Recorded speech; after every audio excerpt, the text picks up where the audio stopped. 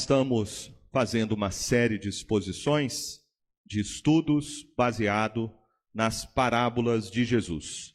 E hoje nós vamos dar continuidade, meditando, estudando a parábola de Mateus, capítulo 21, do verso 28 ao verso 32. Mateus 21, capítulo 21, do verso 28 ao verso 32.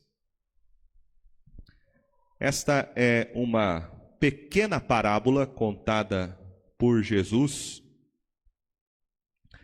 mas é uma pequena parábola que traz para nós um dos mais profundos ensinamentos da palavra de Deus, porque ela fala a respeito daquilo que nós cantamos nesta noite, que é a graça do Senhor Jesus.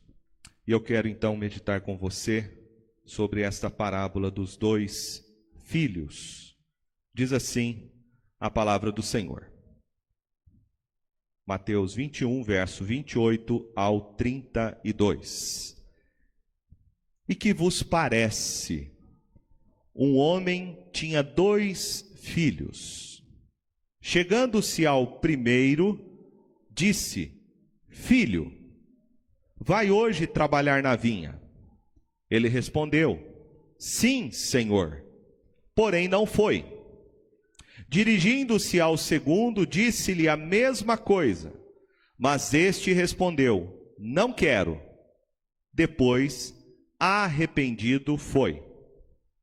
Qual dos dois fez a vontade do Pai? Disseram: o segundo. Declarou-lhes Jesus: Em verdade vos digo que publicanos e meretrizes vos precedem no reino de Deus.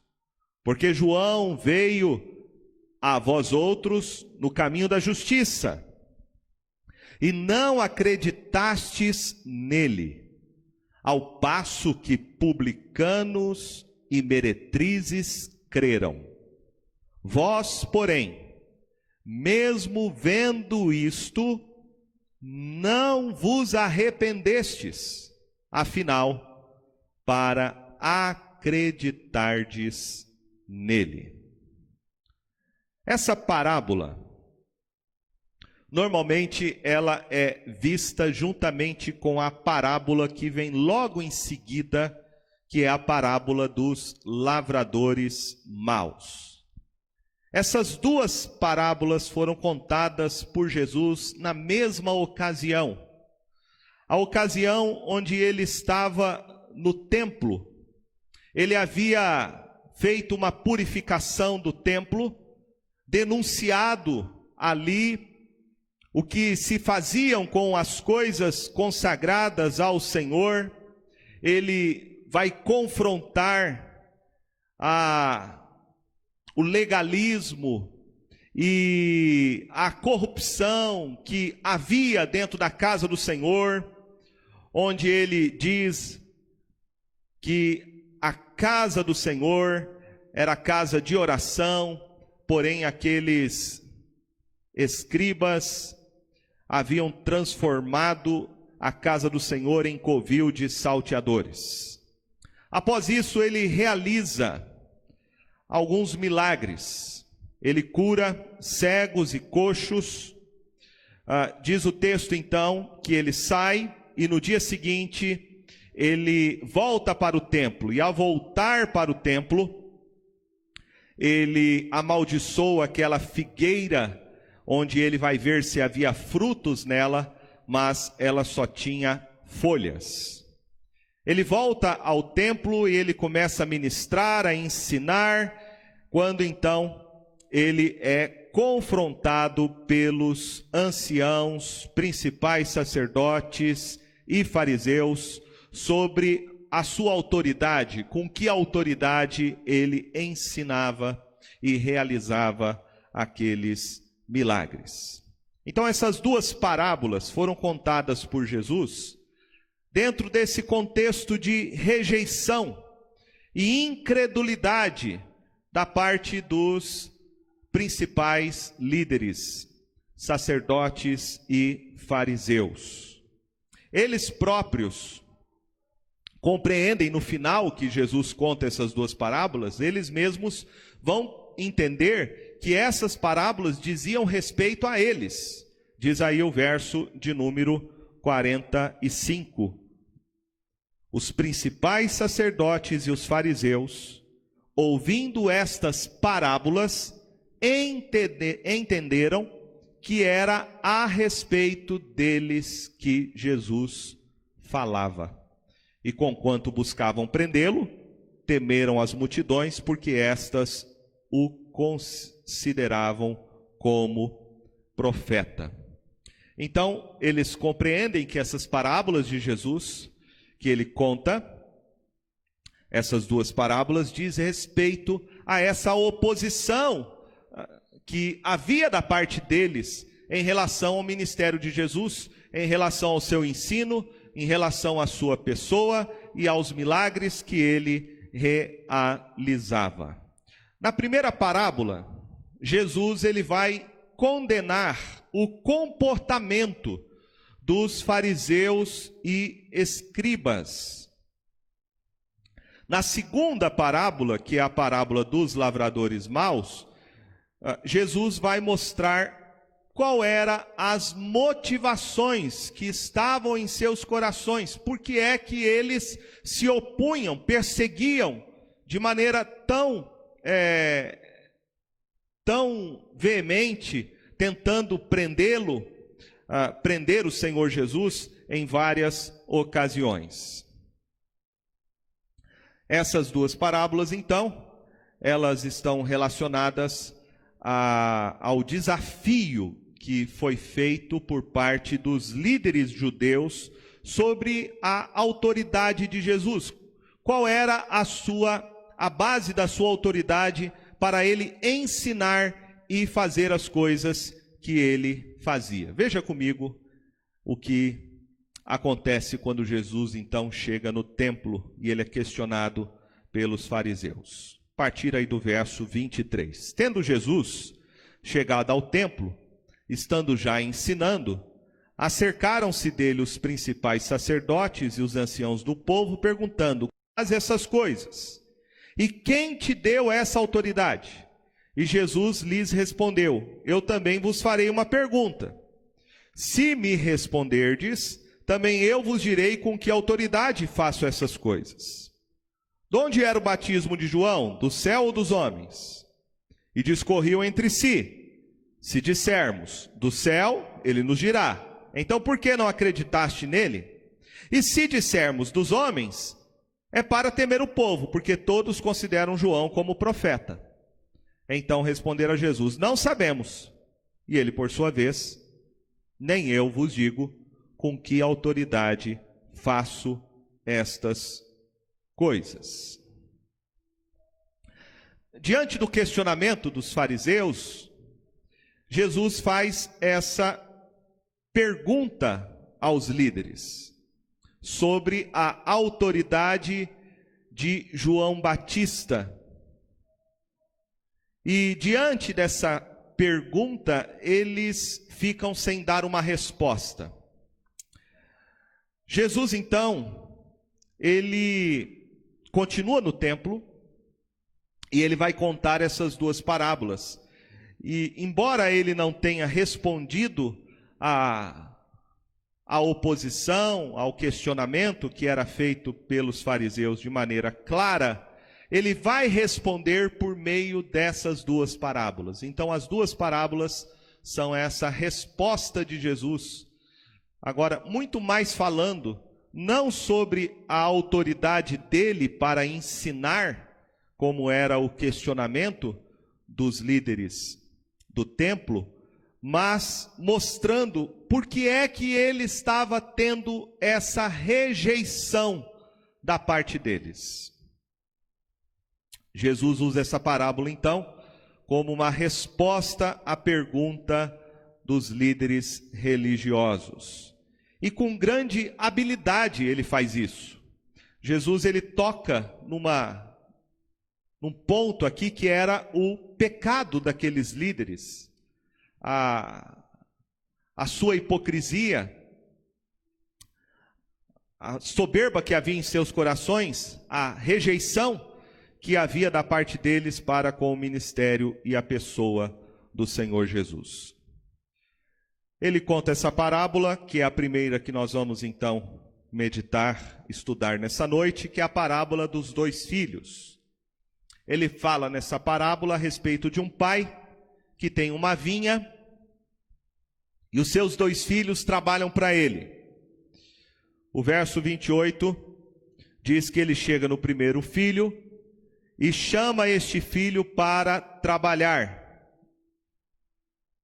A resposta do filho, verso 29, é que ele vai trabalhar. Ele diz que vai trabalhar, mas ele não foi. Aí o pai então procura o segundo filho e faz a mesma coisa. Pede para o filho ir trabalhar na sua vinha. E a resposta do filho é: eu não quero. Mas depois ele parou para pensar sobre a sua atitude, ele se arrepende e resolve trabalhar na vinha do seu pai. Jesus, diante disso, ele vai fazer a pergunta para os fariseus. Verso 31. Qual dos 2 fez a vontade do Pai? E eles responderam: o segundo. O segundo. E Jesus então declara: em verdade vos digo que publicanos e meretrizes vos precedem no reino de Deus. A lição de Jesus, ao contar esta parábola, é que fazer alguma coisa é mais importante do que você apenas falar. Um filho fala que vai trabalhar na vinha, a pedido do pai, e ele não vai. Enquanto o outro fala que não vai e depois se arrepende de ter falado que não ia e resolve trabalhar. Jesus quer ensinar então aqui que não adianta apenas você saber a vontade de Deus para a sua vida. Você precisa fazer a vontade de Deus. Ele está ensinando que é melhor você, às vezes, falar que não vai fazer e depois se arrepender de ter falado isso e resolver fazer, do que você falar que você vai fazer e não fazer. O que Jesus está condenando aqui, meus irmãos, ao contar essa parábola, era exatamente a atitude daqueles líderes religiosos. Esses líderes religiosos são representados na figura do primeiro filho. Jesus está aqui condenando a hipocrisia que havia nas palavras deles. Logo em seguida, Jesus vai falar para as multidões a respeito disso, daqueles líderes religiosos, no capítulo 23 de Mateus, onde ele diz assim: então falou Jesus às multidões e aos seus discípulos: na cadeira de Moisés se assentaram os escribas e os fariseus. Fazei e guardai, pois tudo quanto eles vos disserem, porém não os imiteis nas suas obras, porque dizem e não fazem. Atam fardos pesados e difíceis de carregar, e os põem sobre os ombros dos homens. Entretanto, eles mesmos nem com o dedo querem movê-los. Veja o que Jesus diz a respeito do comportamento daqueles líderes religiosos. Era o comportamento do primeiro filho. Dizem e não fazem. É aquilo que o primeiro filho na parábola disse. O pai pediu: vai trabalhar na vinha. Ele disse: eu vou. Mas ele não fez. Era essa a atitude daqueles líderes religiosos.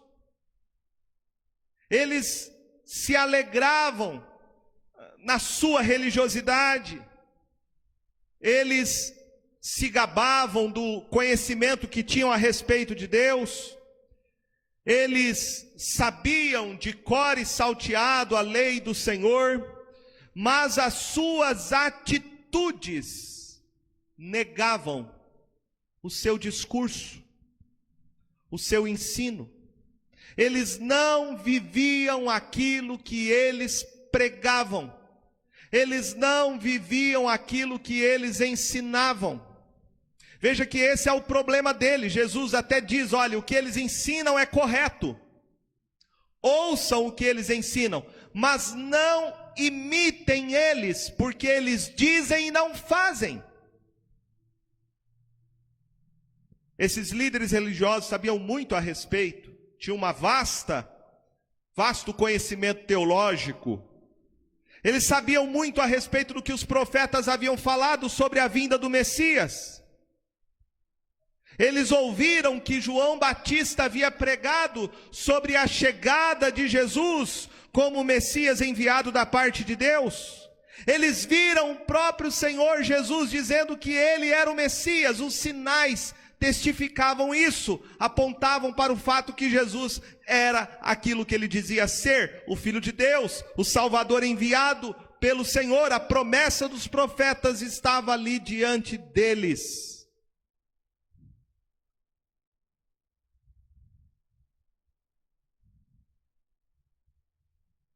Mas eles não creram em Jesus. Foi por isso que Jesus, então, diz, no verso 31,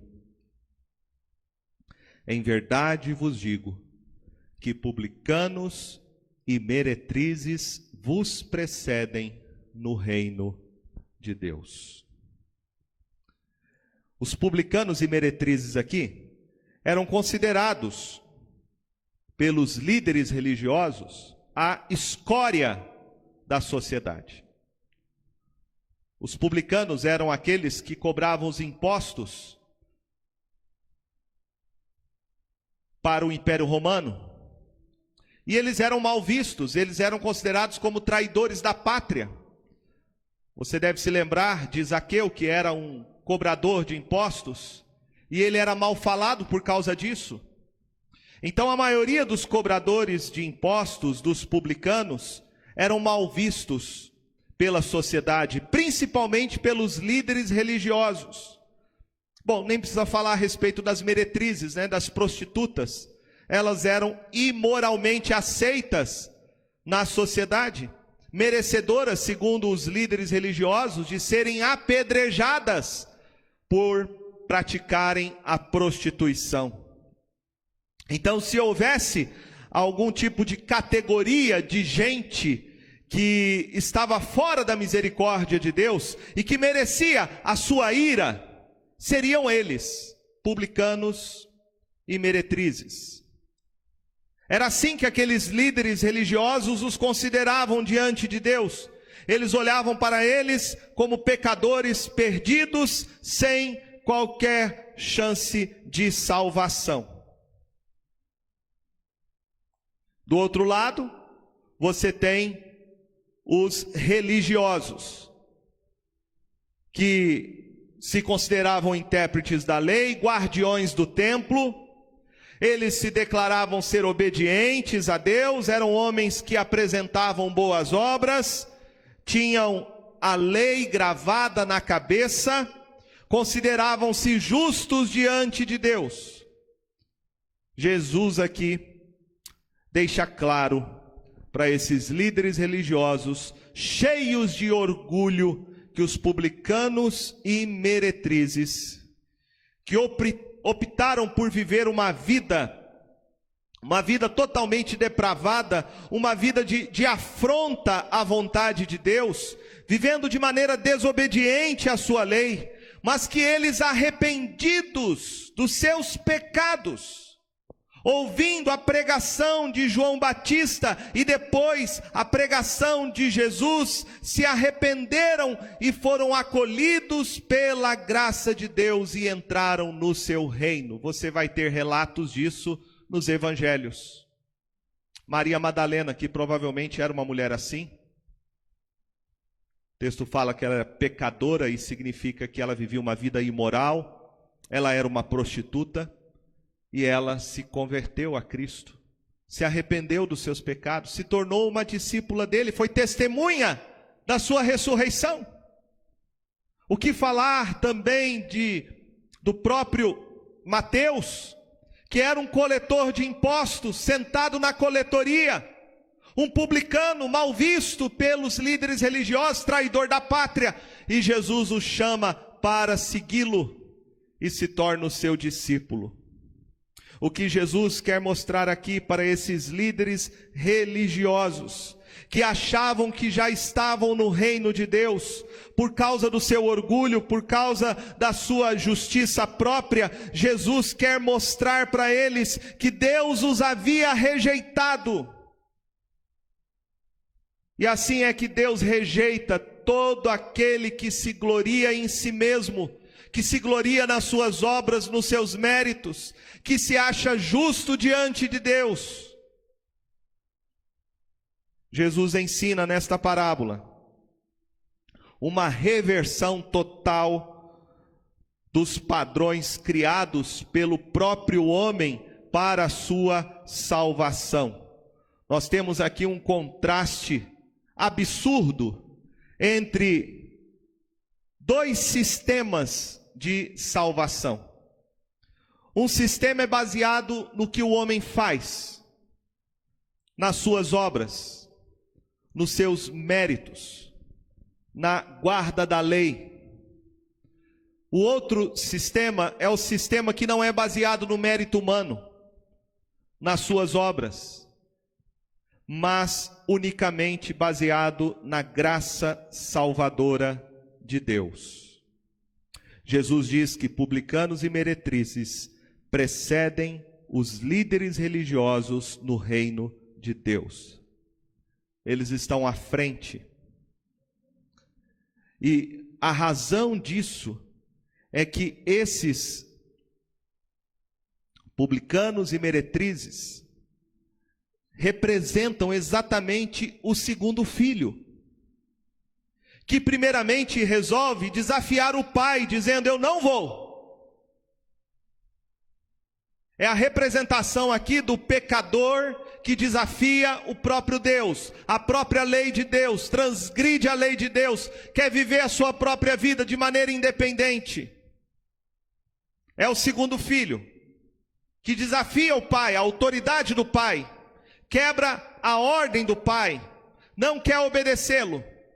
Mas depois ele para refletir sobre a sua rebeldia, sobre a sua desobediência, o quanto ele ofendeu o seu pai, o quanto ele o deixou magoado pela sua rebeldia, dos caminhos que ele está andando, das escolhas que ele está fazendo, que está desagradando ao seu pai, e ele resolve então mudar de vida, mudar de atitude, voltar-se para o pai. Ele se arrepende e resolve agora submeter-se à ordem do pai, respeitá-lo como seu pai, honrar o seu pai.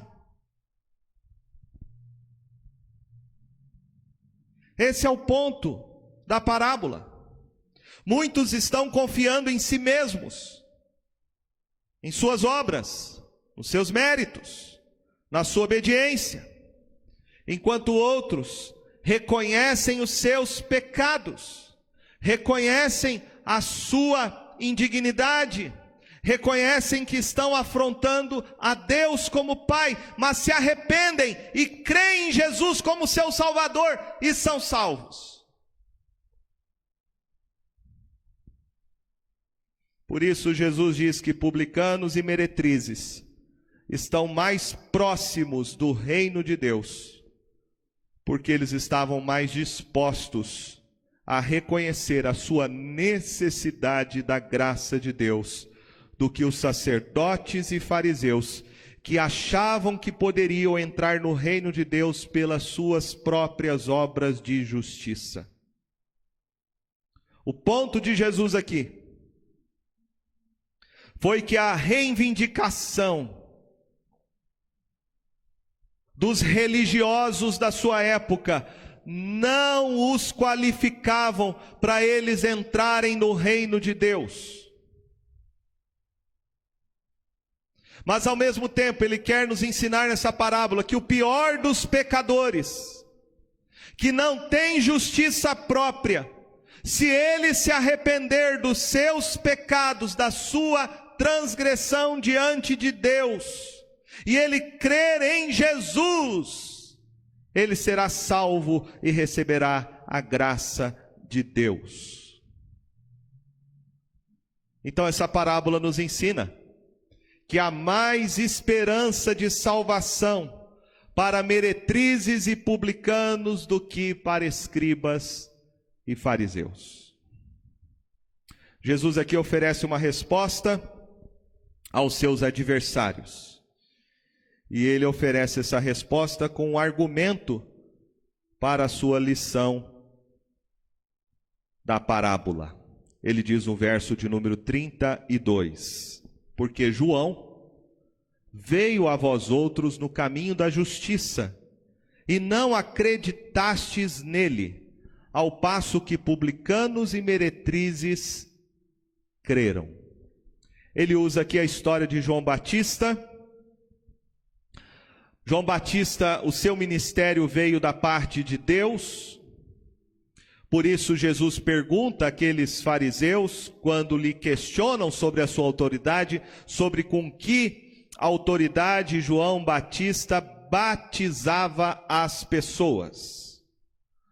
João Batista veio da parte de Deus, era um profeta enviado de Deus. E ele veio para preparar o caminho da justiça. Ele veio a vós outros no caminho da justiça, diz Jesus. Ele veio preparar o caminho da chegada de Cristo Jesus. O próprio Senhor reconhece que não havia nenhum homem nascido de mulher igual a João Batista em sua época. Porém, os líderes religiosos não acreditaram em João Batista, não creram na sua pregação. Em Mateus capítulo de número 3, você tem João Batista confrontando a hipocrisia dos líderes religiosos, dizendo assim, Mateus 3, verso 7. Vendo ele, porém, que muitos fariseus e saduceus vinham ao batismo, disse-lhes, raça de víboras, quem vos induziu a fugir da ira vindoura? Produzi, pois, frutos dignos de arrependimento, e não comeceis a dizer entre vós mesmos, temos por pai Abraão, porque eu vos afirmo que dessas pedras Deus pode suscitar filhos a Abraão. João Batista confrontava eles, e mesmo assim eles não se arrependiam nos seus pecados, aqueles líderes religiosos, porque eram tomados pelo orgulho pessoal, pela justiça própria. Mas os publicanos e meretrizes, ao ouvirem a pregação de João Batista, creram no que ele pregava. No verso de número 5 e 6, diz o texto, então saíram a ter com ele Jerusalém, toda a Judéia e toda a circunvizinhança do Jordão, e eram por ele batizados no rio Jordão, confessando os seus pecados. É isto que Jesus diz no texto, que embora aqueles líderes religiosos rejeitassem a pessoa e a pregação de João Batista, ele diz, e não acreditastes nele, ao passo que publicanos e meretrizes creram. Jesus conclui então a sua acusação contra a hipocrisia dos líderes religiosos, dizendo: vós, porém, mesmo vendo isto, não vos arrependestes, afinal, para acreditardes nele. Eles não creram, eles não acreditaram, nem quando eles viram aqueles publicanos e meretrizes sendo transformados, confessando os seus pecados, se arrependendo e sendo batizados por João Batista.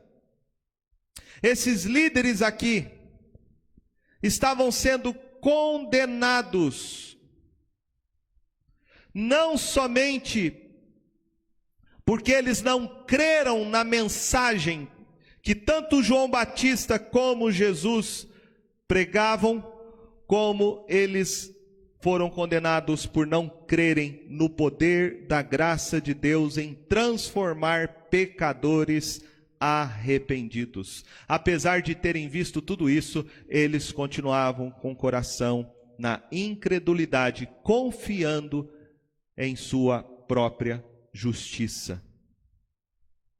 Eles foram expostos pela luz do profeta João Batista. E agora eles estão sendo expostos pela própria luz que veio ao mundo e ilumina todo homem, Cristo Jesus.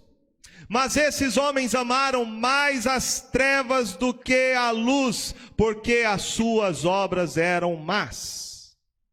Eles ouviram a pregação de João Batista, que era o profeta, o arauto enviado para preparar o caminho de Jesus. Agora estão ouvindo o próprio Senhor Jesus falando e ensinando, mas não quiseram acreditar nem na mensagem de João, nem na mensagem de Jesus. Viram o poder de João, viram o poder de Jesus, viram a autoridade deles, mas não mudaram seus corações.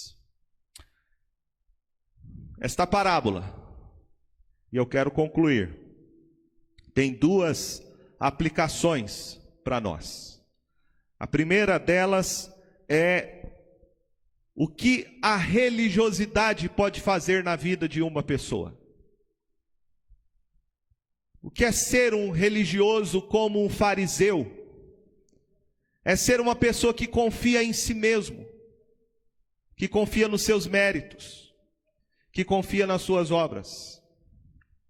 E essas pessoas que confiam em si mesmas, elas se acham melhores do que as demais, elas não se veem como pecadoras. E o pior de tudo, elas não reconhecem que precisam da graça de Deus. Elas não se arrependem e não creem que Jesus é o único Salvador, porque elas acham que podem ser salvas pelas suas obras. Elas têm orgulho espiritual. Elas não desfrutam da graça de Deus, porque elas não se arrependem diante dele, e não confessam a sua necessidade absoluta de Jesus como seu Senhor e Salvador. É aquilo que Tiago diz no capítulo 4, verso 6. Deus resiste aos soberbos.